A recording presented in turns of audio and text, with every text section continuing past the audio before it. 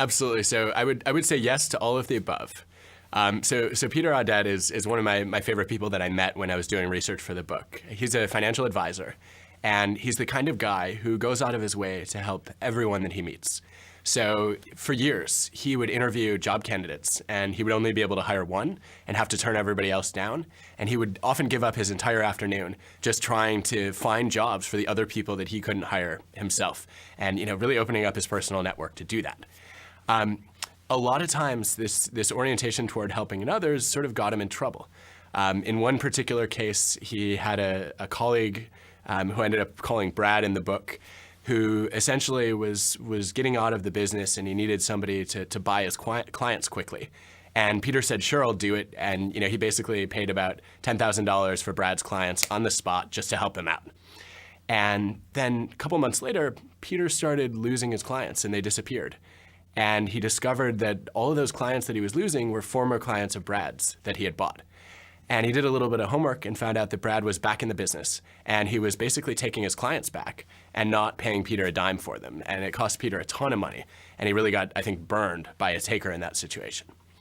And yet, Peter will tell you, if you talk to him, he's been enormously successful in his career. He runs a financial advisor firm that's well over 7 figures in terms of annual revenue. And he will tell you that being a giver is how he has gotten ahead.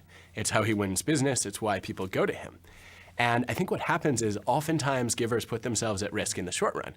But in the long run, they end up building the kind of social capital that's really important for success in a very connected world. And you can see this play out in many, many different situations in his career. One of my favorites was when he actually drove out to visit a client in the scrap metal business who was the tiniest of clients, worth very, very little money.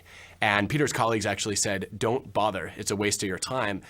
The drive out there alone is not worth your hourly fee. And Peter said, you can't just ignore somebody because they're not worth your time. I really want to help in any way I can. And the client turns out not to be a scrap metal worker, but the owner of a lucrative scrap metal business. And he multiplies his fees by a factor of 100 once he sees what a generous guy Peter is. And I think that's one of the things that we really learn from Peter is that givers do in the short run sometimes lose. And Peter has gotten better at protecting himself and screening to say, is this person a taker, a giver, or a matcher before he determines how much he'll help them. But at the end of the day, he also ends up helping people who he would never expect to be able to help him back, and yet sometimes they do. That's very